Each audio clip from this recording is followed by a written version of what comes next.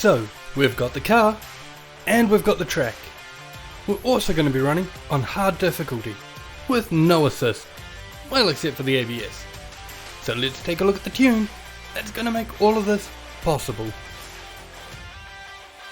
The first thing we did was start sacrificing things for the sake of performance points.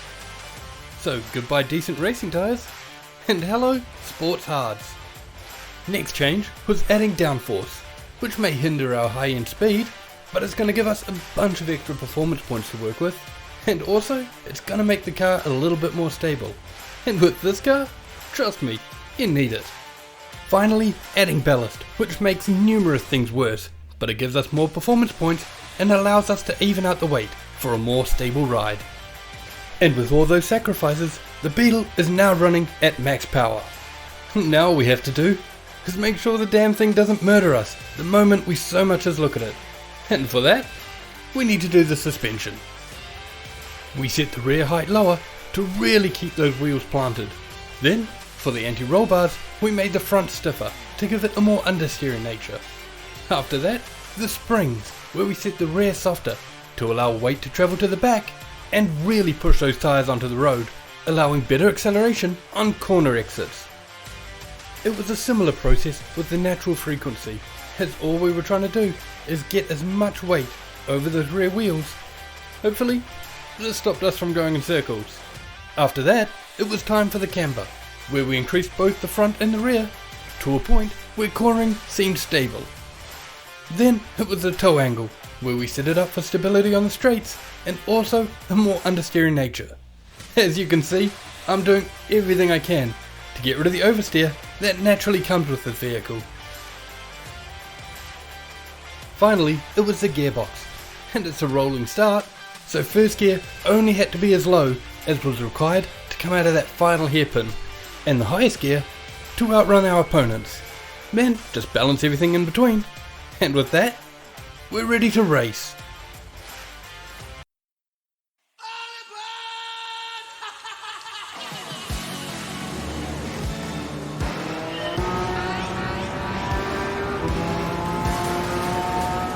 As the race begins, the little Beetle springs into life, and at least if anything, it seems to have the power to compete. But coming out of the tunnel, we're now on a wet surface, and this car is not known for its stability, as it clings to any semblance of traction that it can keep. But it doesn't even take a single corner before that illusion is completely shattered, as the car goes sideways, barely regaining control, causing it to end up with a terrible line going into the next corner, costing it the battle with the WRX. This wet weather is really making manoeuvring the car a difficult task, causing us to hold up others and... oh, you dick! I don't think so. Luckily, the impatient AI didn't prematurely end our race. So, after holding them up for the rest of the lap, we decide it's time to start moving forward through the grid, taking both the WRX and the Porsche by outbraking them into the hairpin. Unfortunately, the hairpin exit in the wet makes first gear pretty much useless. We have to ease our way out in second before going our positions back to the WRX and the Porsche. But eventually, we hit third, the power goes down, and we'll be taking those positions back, thank you.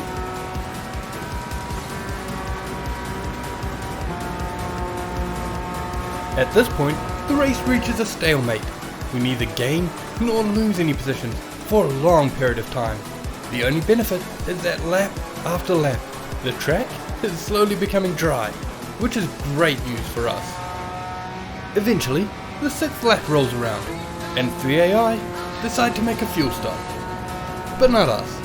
We're gonna soldier on, see if we can't gain any more positions. We can see second off in the distance, and as the lap progresses, we're slowly closing that distance. But at the end of the 7th lap, himself and first place decide to pit. However, we're staying out. The track's dry now, so tyres are wearing a lot quicker, so we need to preserve these as long as possible before we switch, because in the final laps, I can guarantee that we're going to need a good set of tyres. Okay, 8 laps in, better not push it anymore. Let's dive in for quick tyres and 4 laps worth of fuel.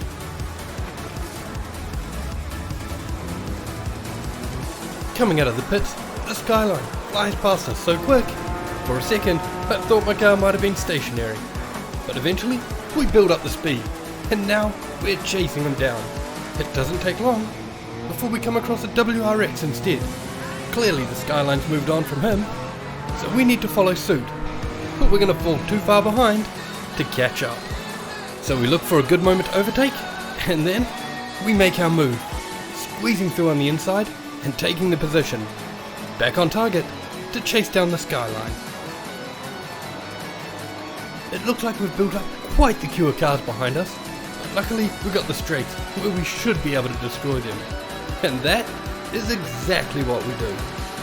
It's not long before we hit the 11th lap and find the skyline crashing into the back of the NSX as it comes out of the pits. Now, I know it's not the most sporting of overtakes, but at this point I'm honestly desperate, so we're taking it. With that, we've taken second place with one final car to go, the RX-7. And yet, we've got to hold off these 2 cars closing in from behind.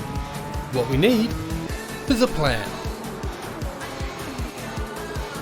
My first strategy was just to play it safe and stay in front to the end. Turns out that was a terrible strategy and I was bound to lose. So I quickly switched over to power, just pure power. Turns out that strategy wasn't much better, and it didn't take long before the skyline decided he was going to try a move on the inside. We managed to hold him off, and as we come around the hairpin onto the final straight, he decides to try again. Oh skyline, this is not the right area of the track for you, as my car hits the power curve, and with that, we're gone. Entering the final lap, we fly past the RX-7 as it's coming out of the pits. We also notice that we've built up quite the queue of cars behind us, each one of them just waiting for an opportunity to take this position from us. Come on Beetle, you've just got to hold out a little bit longer.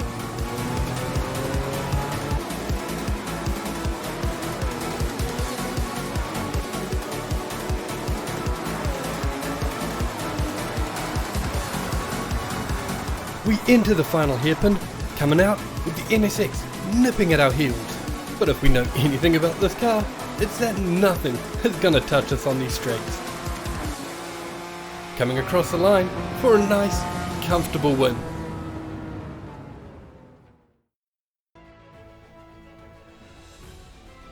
Thanks a lot for watching everyone. Hope you have a good one. Bye.